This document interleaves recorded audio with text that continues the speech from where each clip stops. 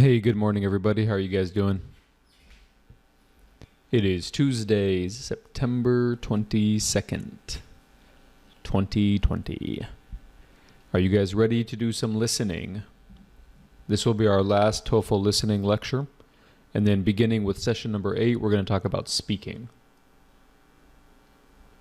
We'll probably do, I'm thinking, 4 sessions on speaking. Maybe 1 session per question, because there's 4 questions now. Cool, everybody? Did you guys have dinner? Or breakfast? I don't know where you guys are in the world. Dinner? Yeah? What'd you guys have? Anything good?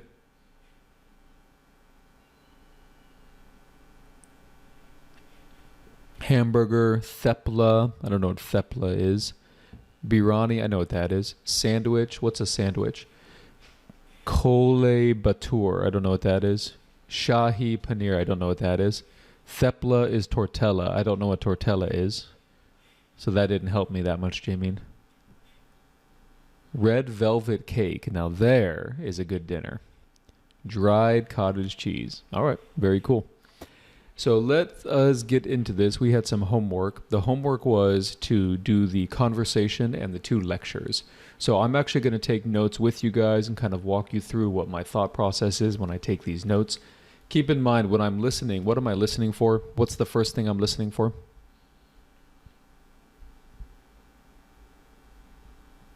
Whenever I do any TOEFL listening, the very first thing I'm listening for is main idea. That's what I'm listening for in the beginning. I'm like, okay, what's the main idea? What's the main idea? What's the main idea? And then after that, what I'm listening for is basically new information. And how do I know when new information comes? I know via pauses, deep breaths, however, a different speaker, moreover, things like that. Does all of that make sense to everybody? All right, so here we go. Let's take a listen. Listen to a conversation between a student. Can you guys hear that? Okay, here we go. And a professor. Hi, Professor Atkins. You wanted to see me? Hi, Bill. Thanks for coming. I wanted to talk to you about... Is there something wrong with my research paper? No, not at all. In fact, it's very good. That's why I wanted to talk to you. Oh, thanks. I think you know the department is looking to hire a new professor. Are you familiar with our hiring process? No, but what's that got to do with me? Well, Bill, we have several qualified applicants we're serious about. And as part of the interview process, we have them meet with a committee of professors and students in our department. They also have to give a talk. You mean like a lecture? Yes, like a sample lecture on one of their academic interests. Oh, so you can see their teaching style. Exactly. So look what I wrote down. You'll notice for like 20 seconds I wrote down nothing. Why was that, everybody? Why did I write down nothing for 20 seconds?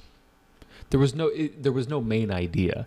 The main reason is there was no main idea. It was like they walked and go, "Hey Bill, hey babe, professor, what's up? Hey, is this about my research paper?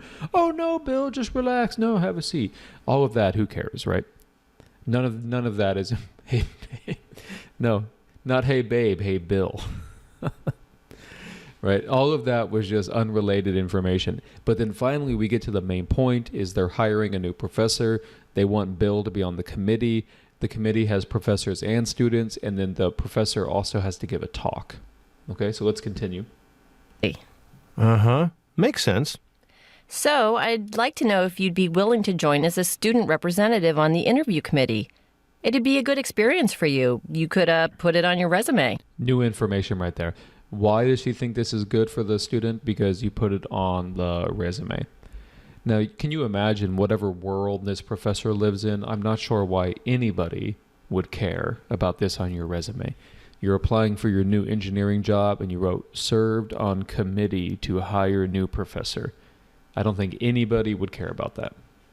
All right, continue. Oh, that'd look good for my grad school application, I guess. I guess, right, exactly. He's skeptical. He didn't buy it. So what do I have to do? Now, this is obviously new information because he just said, hey, what do I have to do? And of course, the professor is going to give a lot of new info here. The department secretary will give you a schedule of the applicants' visits. If you're free, we'd like you to attend their talks. Okay, so number one is you get a schedule.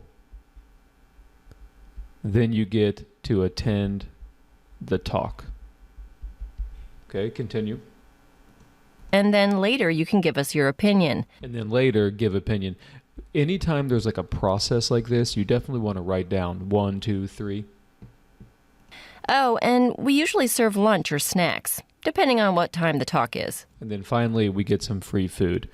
You know, you guys are in college or were in college. The easiest way to get somebody to do something is give them free food. Cool. Cool. That's another good reason to do this. Yeah. When's the next talk? We actually haven't had any yet. 0 talks. Definitely write that down. That's new information. 0 talks so far. All right. The first one is next Friday at 10 a.m., then lunch and informal discussion with the applicant right after. Oh, well, I'm free on Fridays. If all the talks are on Fridays, I'll be able to make it to all of them. That's great. Now, Did you hear the pause? Did everyone hear the pause? Now. So you definitely want to start taking information here, right? you should know that this job candidate is interested in the life cycles in the forest. So definitely write this down. Interested in the forest. Okay. Is there an easier way for me to play this? Let's see. Nope, that didn't work. I'm jumping from monitor to monitor. Okay, it's okay. That's what my research is about. Yes, I know. That's why I feel it necessary to point out that even though this applicant's research interests are similar to yours, So definitely write this down, right? The applicant interests are similar. Similar interest, but the professor is going to say something like, be careful. we want you to tell us what you think about the teaching of all these applicants. Your perspective as a student, how the applicant teaches in the classroom. So should focus on the content or focus on the teaching? What is the professor saying here? Focus on the teaching. And did you guys hear the repetition? Focus on the teaching, right? What they teach or how they teach. It's a lot of repetition on the TOEFL. That's what's important to us. I understand. So how many applicants are there? Let's see. Let's see new information. We have 4, all very good candidates that we'll be looking at over the next few weeks. It's going to be a tough decision, but it'll be a good experience for you. Is that new information? It'll be a good experience for you?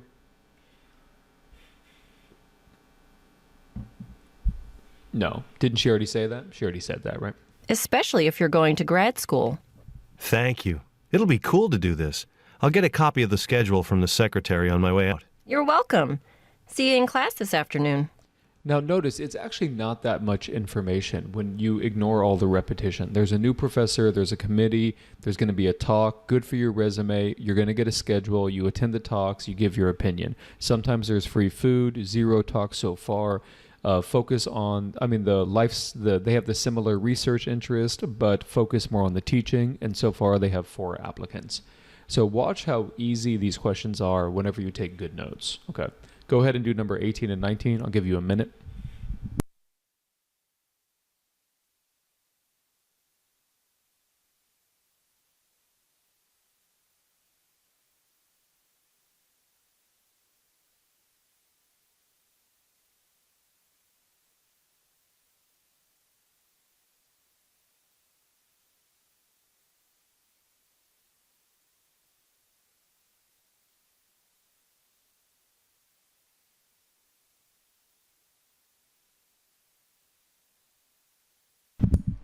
So the correct answer for number 18 is going to be B. Why does the student say he is interested in doing what the professor asks? Because it will look good for grad school. So the correct answer is C. Any questions so far?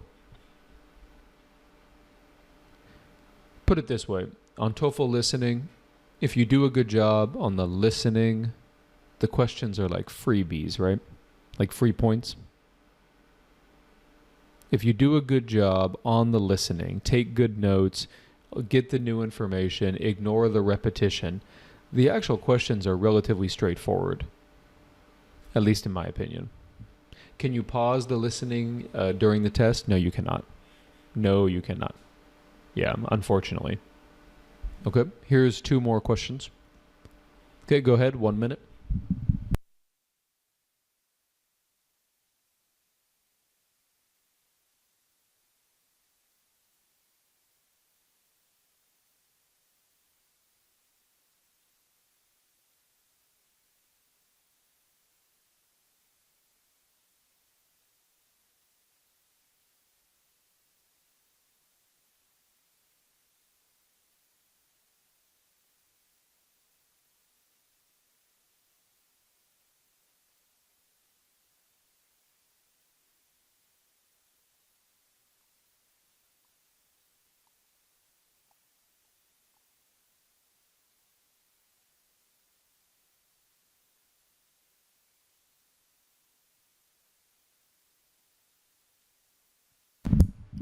What will the applicants talk about? Keep in mind, the applicants are the prospective teachers, right? The new professors.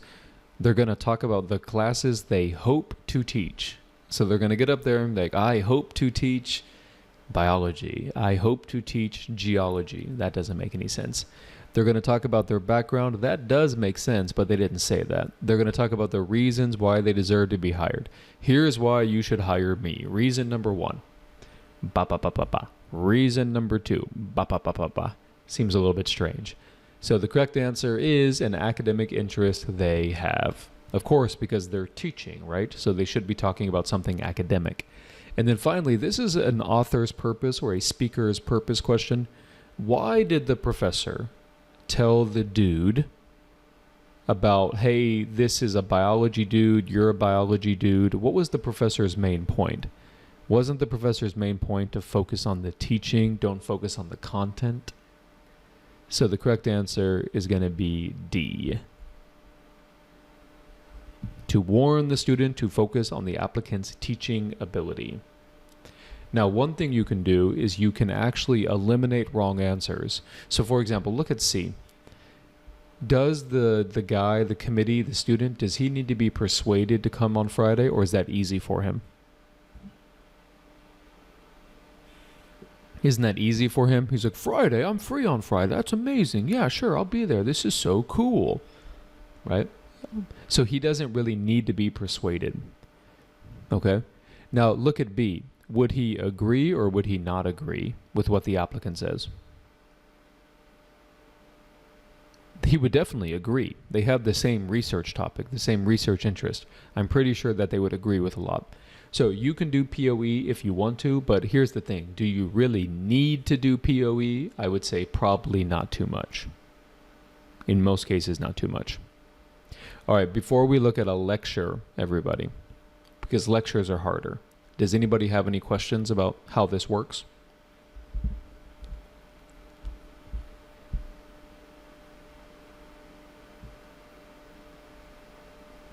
Okay, we good?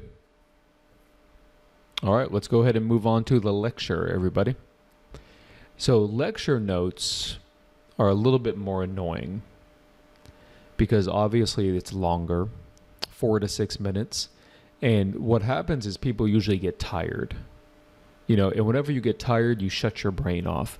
So put it this way. It's very important that you listen all the way till the end. But the same rules apply as from the conversation.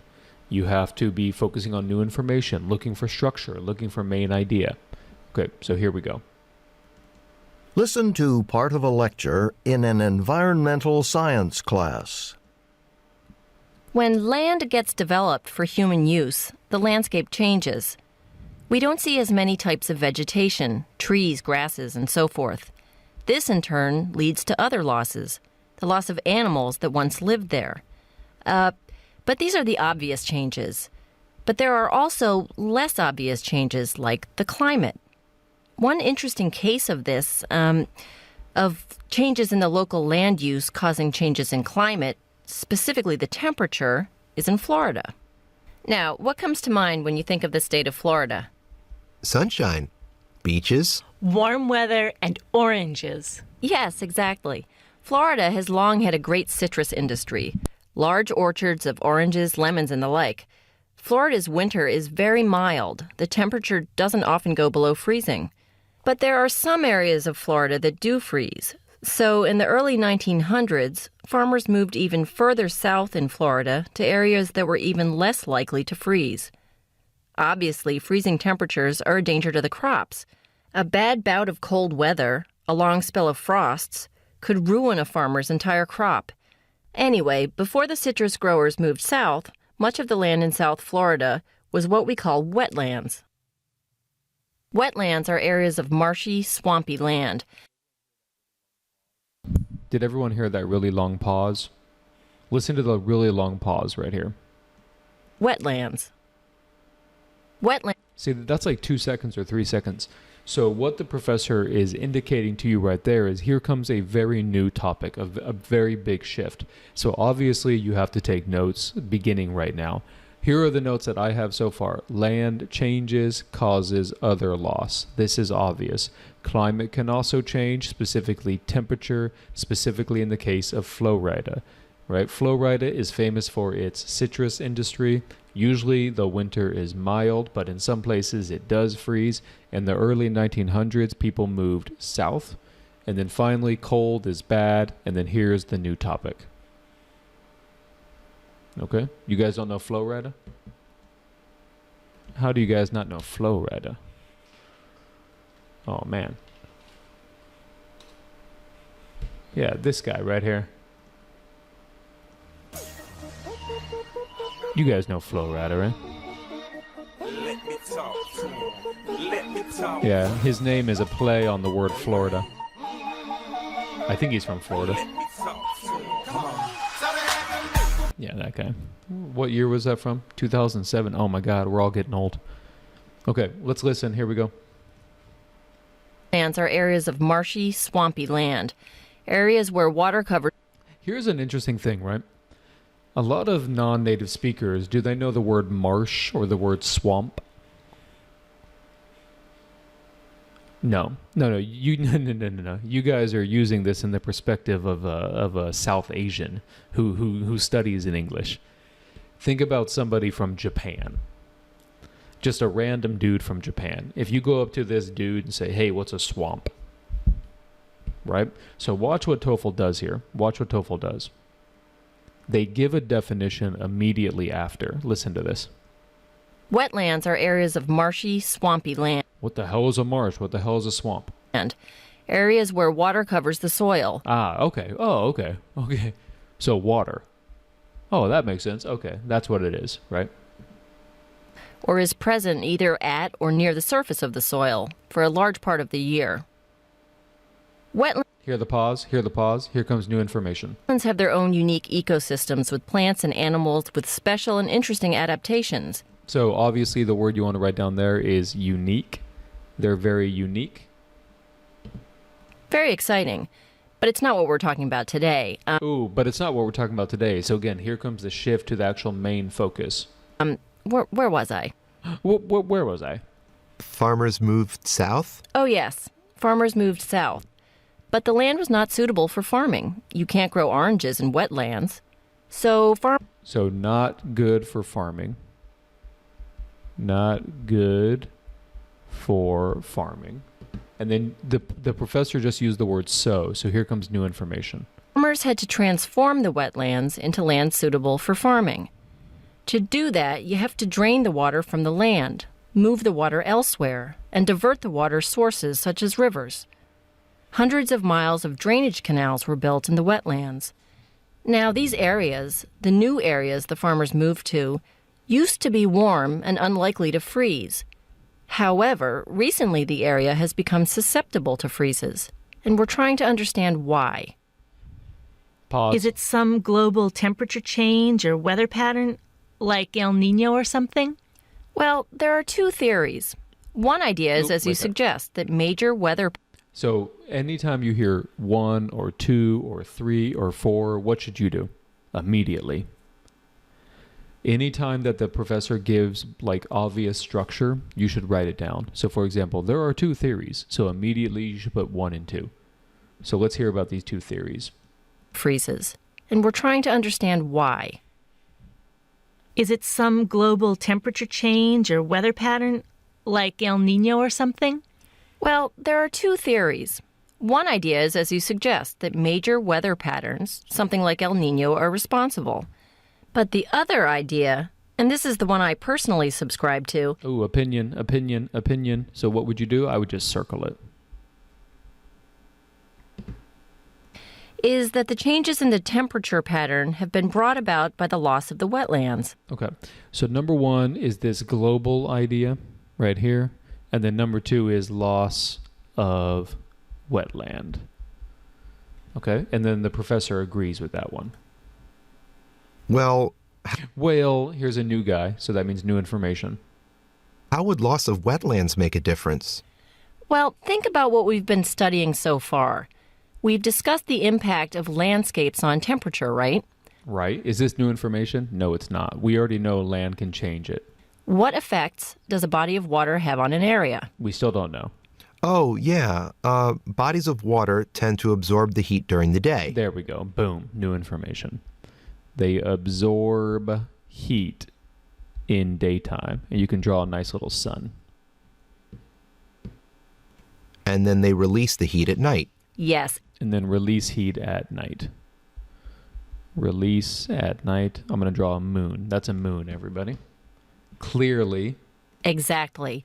What you just said is what I want you all to understand. Do we write this down? No.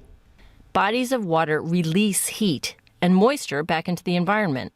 So places near large bodies of water are generally milder, slightly warmer than those without water. I didn't know that. I always felt cold near the ocean. But basically, she's saying near water equals hotter or warmer. And what I and others think is that the loss of the wetlands has created a situation where the local temperatures in the area are now slightly different, slightly colder. Is this new information? Is this new information? No, she's saying the temperature is colder. We already know this. She said this way back here, right? So this is when you take a sip of your coffee. This is when you relax. Than they were 100 years ago, before the wetlands were drained. Pause, pause, pause. Do we know what the temperature was like back then? Well, we were able to estimate this. New idea. Here we go. How did they measure it? So they were able to measure it via an estimate. Let's see what she says. We have data about South Florida's current landscape, the plant cover, and we were able to reconstruct data about its landscape prior to 1900. Then we entered those data, information about what the landscape looked like before and after the wetlands were drained. We entered the data into a computer weather model. This model can predict temperatures, and when all of the data were entered, an overall cooling trend was predicted by the model. How much colder does it get now? Well, actually, the model shows a drop of only a few degrees Celsius. But this is enough to cause dramatic damage to crops. If temperatures overnight are already very close to the freezing point, then this drop of just a few degrees can take the temperature below freezing. And freezing causes frosts, which kill crops. Duh. The damaging frosts wouldn't happen if the wetlands were still in existence. Just a tiny temperature difference can have major consequences.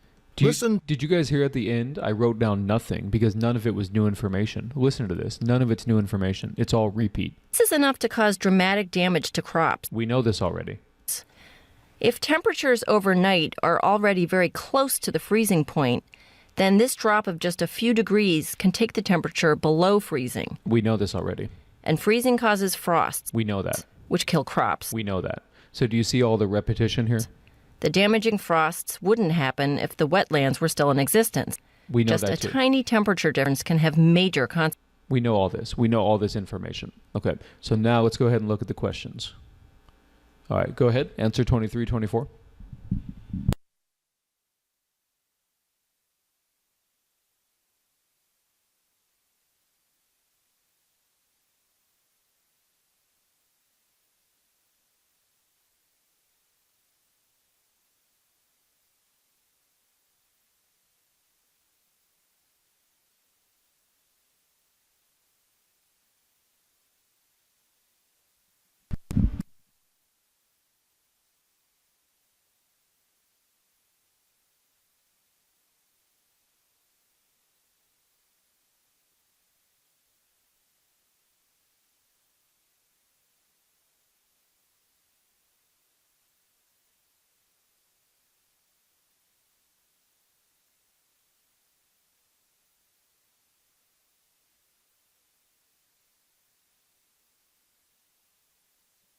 Okay, what is the lecture mainly about? It is the theory that land development affected the climate. Why does the professor mention canals? This is about draining the water, right? So the correct answer is C. C and C. Any questions about this?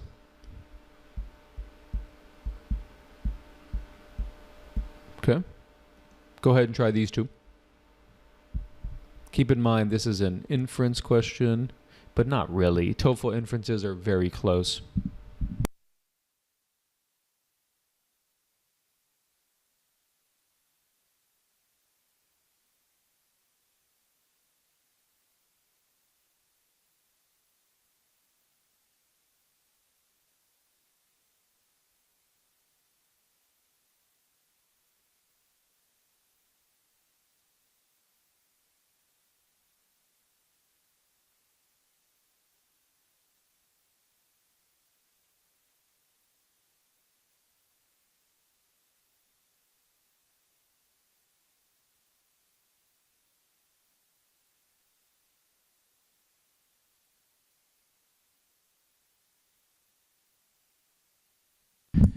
So 25 is a block of 4, right? How many theories were there? Tell me in the chat box. Weren't there 2 theories? Did she like the second one or did she like the first one? She liked the second one. So what is her opinion about the first one? Not great. So the correct answer is going to be A, right there.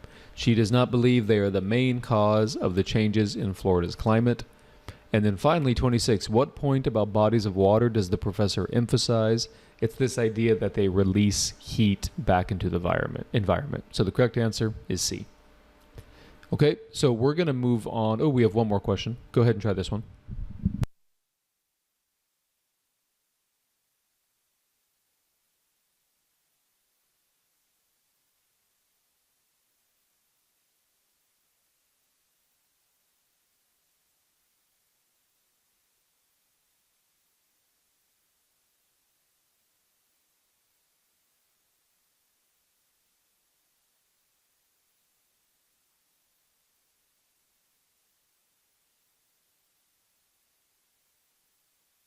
Hey, Nefarious, you have a question?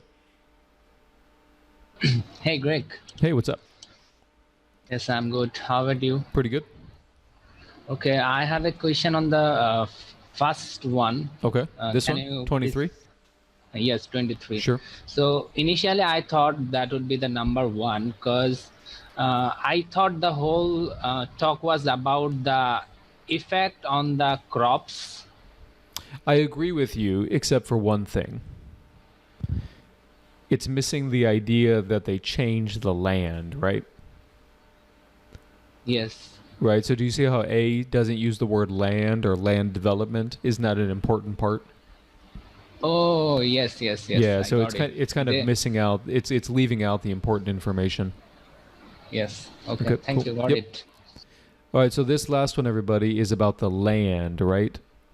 Now, let me tell you why this is so important. A lot of people would get this question wrong, not because they're bad at listening, but what would happen? By about minute 3 or 3.5 minutes, what would they do? They would tune out. They would give up. And so what TOEFL does is they punish these people, and then they give an extra question or an extra 2 questions at the very end. So like I said, make sure you go all the way till the end. All right, so for the last half of this class, we're actually going to talk about the last question type. The last question type is the listen again questions. You guys familiar with those? You have to listen again. So that's a very common thing on the TOEFL as well. And let me kind of tell you the theory behind those questions, okay? We're going to skip this last lecture just for time. The theory behind these questions is the following. They're kind of like inferences. Let me give you an example. Let's imagine somebody walks past you and they say, "Hey, your jacket is on the floor." What do they really mean? What do they really mean? What is the true meaning of this sentence? They mean pick up your jacket, don't they? They say, "Hey, pick up your jacket." Right? That's one meaning. What if somebody says, "Can you open the door?" What is the true meaning of this question? Open it. It's a command, right? But think about it. Like, can you imagine if somebody says to you, hey, can you open the door? You turn around, look at the door, and you say, yes, I am able to do that. And then you don't move. I mean, technically you answered the question, right? You know, are you able? Do you have the ability? Do you possess the ability to open the door? And you would say, yes, I do, right? Here's another one. What if a guy is talking to a woman on a university campus, and they just met, and the guy says, hey, does your boyfriend go here? Hey, is your boyfriend a student here? What is the true meaning of this question? Hey, does your boyfriend go here? Yeah, the true meaning is, are you single? That's really the true meaning, right? Okay.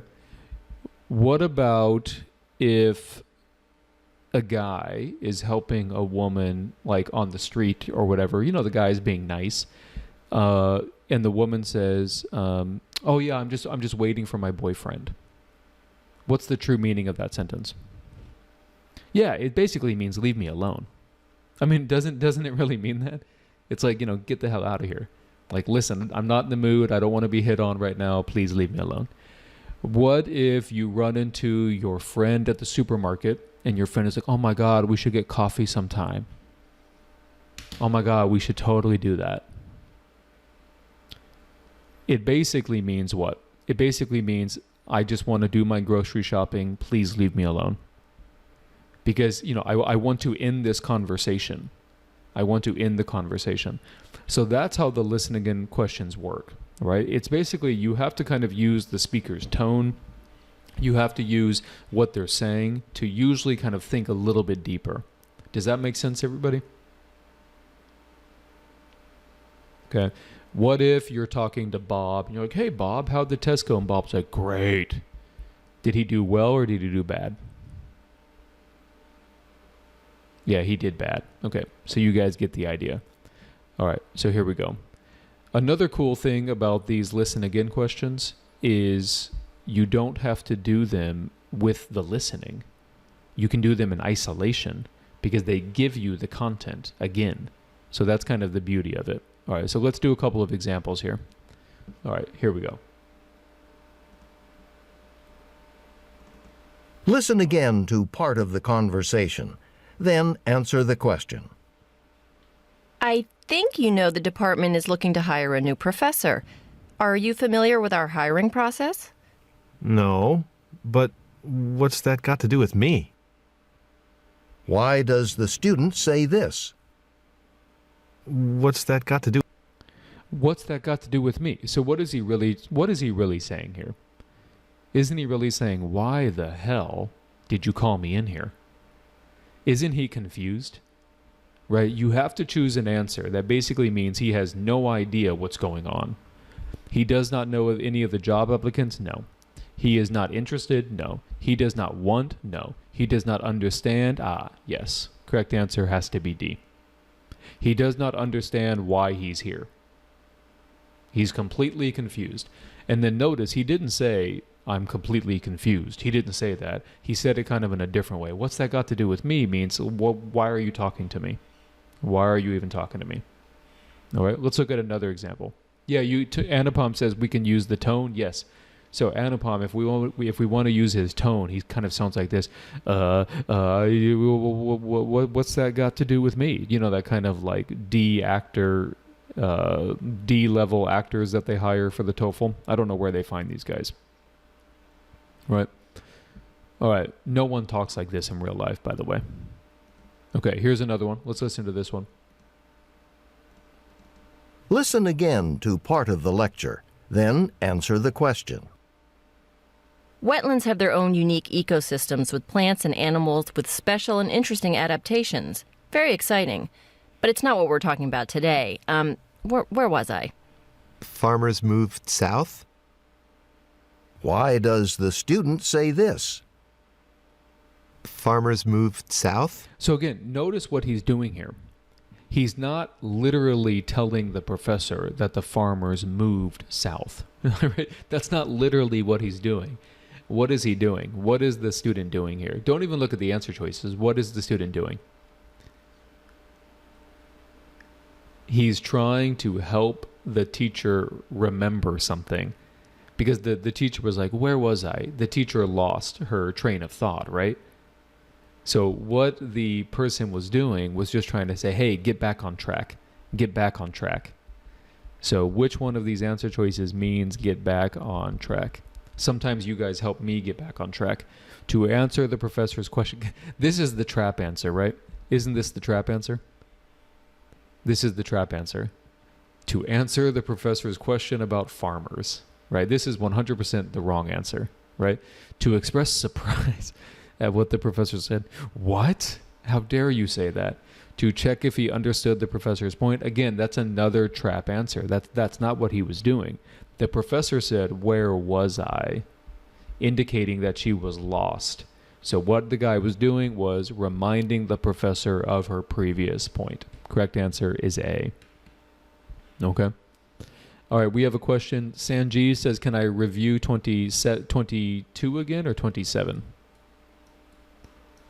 Sanjeev, we can do that one in the recording. You can check that out in the recording. Okay. All right, let's go ahead and do this one right here, track 78. Listen again to part of the lecture, then answer the question. Let me give you an example of not getting it right. And you're going to love this one. You're going to love this one. Why does the professor say, you're going to love this one? What does the professor Oh, I messed it up, sorry. mean when she says this? And you're going to love this one. Listen. Okay, what does she mean by that? Is she excited? Is she bored? I mean, like, what exactly does she mean? Yeah, she's kind of interested in the topic. She thinks the students will be interested as well. So she will tell a story about a popular celebrity. I mean, all of these are very specific. Popular celebrity, advertising, humor. She made it up, so she's lying. She's lying? Like she's not telling the truth? Yeah, she's eager to share an amusing story. Now, how do we know it's amusing? What did she do? Yeah, she laughed. Like that. Okay. Any questions about what we're doing here? You guys understand the gist of this, right? These are like inference questions. You know, you have to use the tone. You have to kind of, think a little bit more deeply. Right? In your cultures, like in America, I've noticed it's very, very popular to not always say what you mean. And I'm sure in your cultures that's true as well, right? You know, like in America, let's say somebody gets a haircut. It would be extremely rude to say anything bad about it. Like in American culture, that would be an extremely rude thing to do. So anytime somebody gets a haircut, it's very common in American culture. They'll say, oh, it looks great, looks so nice, right? That's a very common thing. But every culture does this, but every culture does it kind of in a different way. For example, in America, can we talk about salary? Is that a thing we can talk about in America? No, that's a very weird thing to talk about. However, I'll tell you a very common thing in America. I'll give you guys a little bit of insight into American culture. Where'd you go to school? This question is much more layered than you think it is. Whenever an American asks this to another American, what are they trying to get? What information are they trying to get? Yeah, they're trying to get, it's almost like a proxy for societal level. I know it's not fair, I don't agree with it, but let's say, for example, somebody replies, Harvard. You've learned a lot about this person. You've learned that this person is maybe wealthy, or maybe extremely smart, or talented, or gifted, or even, has connections, connections to the, upper class of society. It's also very common in America for people to, like, if they say, where'd you go to school? It's very common to hear the reply something like, oh, just some small school. Just some small school. What are they not saying here? What are they not saying? What are they leaving unsaid?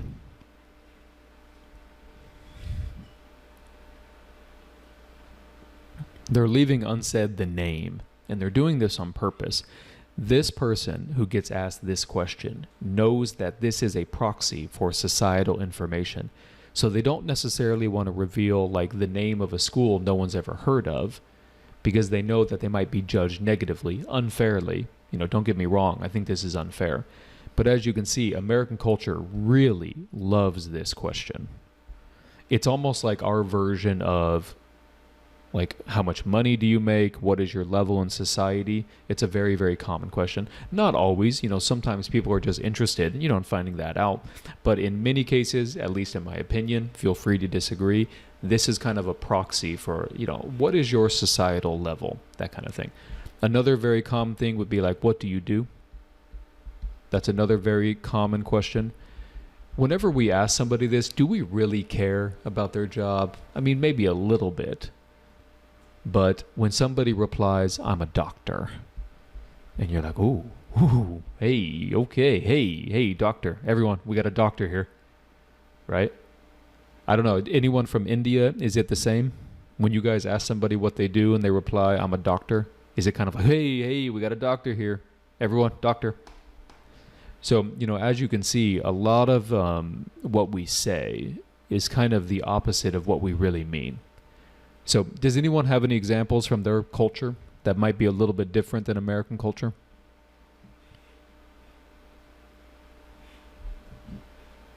Don't be shy. Feel free to share an anecdote. I've been talking nonstop for an hour. Somebody step up to the plate. All right, Dana. Hey, Dana. Hi, how are you? Hey, how are you? Can you give an example? Well, like we've got all of these.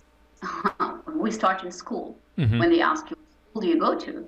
It's just like, because we've got private schools here. We don't have public schools. We do have, but they're just like, nobody goes to them. So it's just like by saying which private school you go to, you're marked. So, but what's different here is that we've got ethnic groups, Mm-hmm. and they ask you, they just directly come up to you and they ask you, oh, your name, what's your, yeah, and then they ask you your last name, just to know to which part you belong and to which area do you belong, just to put you in that. Just from the name, wow. So the name, because in America, the name tells you nothing, right? The name tells you very little. Yeah, and if they don't know, and it's like the name can belong to both groups, they pursue it again. Interesting. I've had students from Saudi Arabia, and they said the same thing. They told me that the last name can reveal basically almost like what group or what clan you're from, maybe like 100 years ago or something like that. But they say they can use that as a proxy to get a lot of information about you. Yeah, and they hate me because my name and my last name cannot give them anything. Oh, so are you unique in your country for having that? No, it's just like my last name puts me in a different category. And I can play around, and that irritates them. So in your country, if someone were to reply that they went to a public school rather than a private school, that would almost be like a mark of shame or something? Oh, yeah. But nobody actually, unfortunately here, the only people that go to public schools are really, really, really poor. Uh-huh. They're like under, like very poor. And especially like in my country, we have a lot of immigrants because we have war around us. And so only the ones that are the immigrants or something like that. So they use it as a proxy basically to find out societal Exactly. level. Okay. Interesting. Thank you, Dana. Yes. Oh, did you have another one? Did you have another example? No, that's it. Okay. Thank you so much. Yeah, so that's a good example because in America, at least in my opinion, the name tells you very little. Like, so for example, if you talk to somebody and you get their last name or their first name, it's not like you're going to learn much about them. I mean, maybe you learn a little bit about them, but, some communities have kind of unique naming patterns. But in my opinion, there's not much you can learn from a name. Okay. Well, that was interesting. Okay. All right, guys, let's go ahead and wrap this up. I'm trying to think of one more example for America, a very common thing. Here's another one that I've seen used before. So you can't ask somebody's age in America. It's very rude. Hey, how old are you? It's kind of a rude question. But what you can say, hey, what year did you graduate college? I've noticed that. Hey, what year did you graduate college? You know, something like that. Yeah, so you can kind of do that. That's kind of a technique that you can use to find out, you know, how old they are and do a little bit of math. Okay, Diana. Hey, Diana. Hi, Greg. Just a quick question. So, but if you know a person, let's say like you are almost friends, maybe, I think it's okay to ask these questions, no? Sure. I mean, but assuming you're friends, you probably already know the age, right? Yeah, but I mean about the job, like salary. No, I would say even friends don't really ask each other salary. I mean, maybe a little bit. It's kind of a fine line. I mean, if you're best friends, I'm sure it's fine. But if you're just like meeting for coffee or something, you know, it would be kind of a weird question. I agree with you. I noticed that. So even friends like here, they also have like boundaries, so they just like don't ask everything. Yeah. Yeah, I would say even friends here have boundaries, sure. Okay. Thank you. Yep, no problem. All right. Good. Another thing about American culture I've noticed is it's pretty rare to give a negative opinion about somebody's work or somebody's haircut or somebody's clothes, right? So like in other cultures, you know, maybe if your shirt and your pants don't match, you know, somebody will say, hey, your shirts and your pants don't match. Hey, they don't match. In American culture, that would be a very strange thing. How about in your culture? Is it common to say, like, kind of be blunt about that stuff? Talk about people's looks, talk about people's clothes and stuff like that? Yeah. Okay. So anyway, you guys get the idea. The idea is these questions, people don't exactly say what they mean, and you have to figure out what they mean. All right? So let's do a couple more examples here. All right, so we'll listen to track 2. Listen again to part of the conversation, then answer the question. Maybe you should do some preliminary research on that. I have. That's the problem. I'm overwhelmed. You can see she kind of interrupted him here, and then she obviously feels like she's got too much going on. What does the woman mean when she says this? I'm overwhelmed. Okay. What does she mean by this? If she's overwhelmed, there's too much information, what would be the best answer? The best answer is going to be C. The topic she is researching is too broad. Now, in this case, would you call it an inference or more of like a factual? To me, I would call this more of a factual, in my opinion, which means, you know, there's varying levels here. Sometimes it's more of an inference, sometimes it's more of a factual. Okay, let's go ahead and try track 5 here. What does the professor imply when she says this? So what's the puzzle? Warmer temperatures should lead to increased vegetation growth. So what's the puzzle? Warmer temperatures should lead to increased vegetation growth.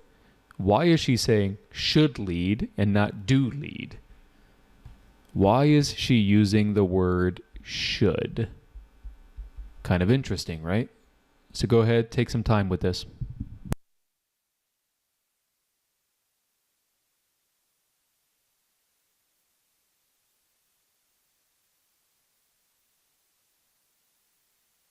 This is a good question. This is what I mean by, you know, we don't always say what we mean. If I said to you, you know, with the information I had, he should have passed the test. What is my next sentence? Did he pass or he didn't pass? Yeah, he didn't pass. So it should lead to warmer temperatures, but actually maybe this phenomenon is more complex than it appears. So the correct answer is C. Okay, and you can look at the trap answer. The trap answer is going to be should, right? Isn't this the trap answer? And puzzle? So people who panic, are they attracted to familiarity or are they attracted to novelty? If you're panicking, you're attracted to familiarity. And of course, TOEFL knows this and they punish you for it. So somebody who doesn't know how to answer this, they're just going to choose should and puzzle because that's what they heard. Okay. Any questions about these two?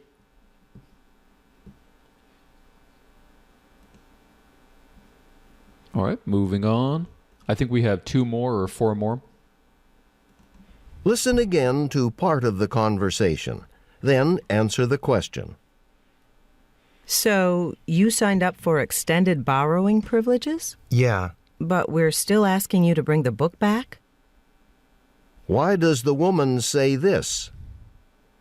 But we're still asking you to bring the book back? Listen to her tone. So you signed up for this, but we're still asking you to bring the book back? Is she confused or not confused? She's confused. Listen to her tone. So wait a minute, you studied for 20 hours and you still failed the test? What am I really saying? So you studied for 200 hours and you still failed the test? Aren't I saying to you, give me an explanation why this is? I'm very confused. Help me understand. How is that possible?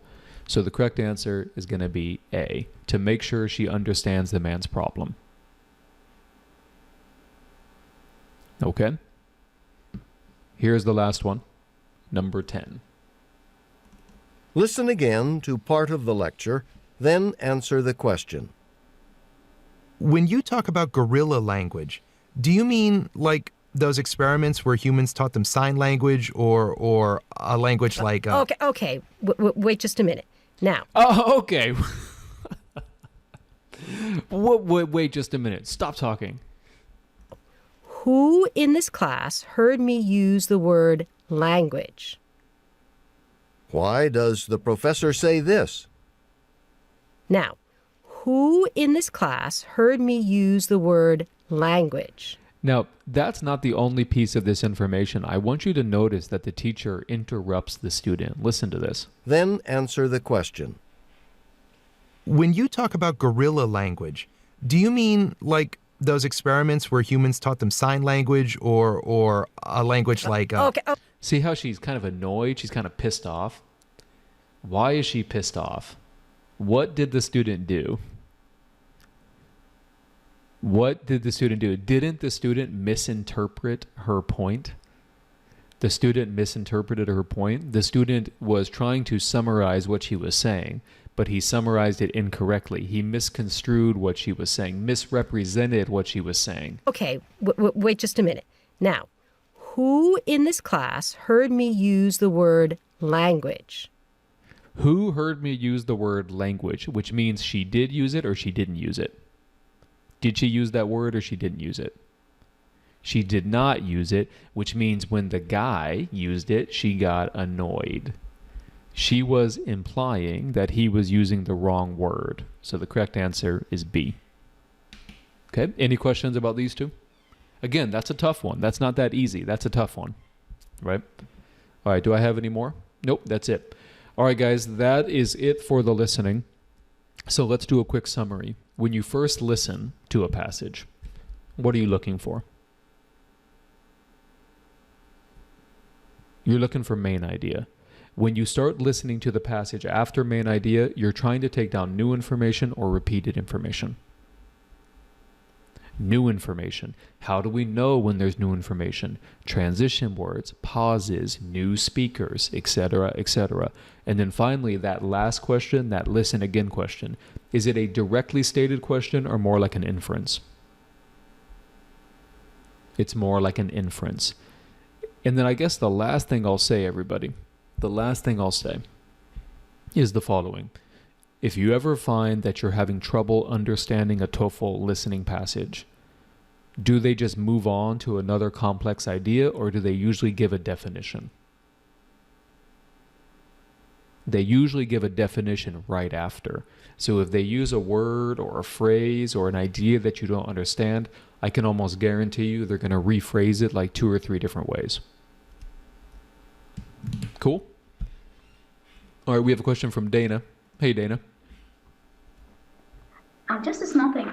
Like right now, when we were writing everything, we don't focus on the main idea, and we cannot, because we have to write all the information that's needed. Main idea is just more in the beginning. For most of the passages, once you get the main idea, you start moving into the detail. No, usually. Yeah, I mean, like that Florida case, you remember the Florida lecture? The main idea didn't come until like, after 1 minute. But in the vast majority of cases, the main idea is within that first minute. Okay, cool. Mm-hmm. Yes. Wait. Who in here heard me use the word language? She was annoyed. That was an annoyed teacher. All right, guys, that is it for the listening. One thing about the listening is if you want to get a high score, can you make mistakes, or is there no room for error? There's no room for error. On the listening, if you start getting 1, 2, 3 wrong, the score drops precipitously. Nice GRE word right there, which means quickly. So you basically have to be perfect. So hopefully you have a better sense of TOEFL listening after these 3 sessions. We will begin TOEFL speaking on session number 8. Okay, guys, everyone, have a good day. Talk to you later. Bye-bye.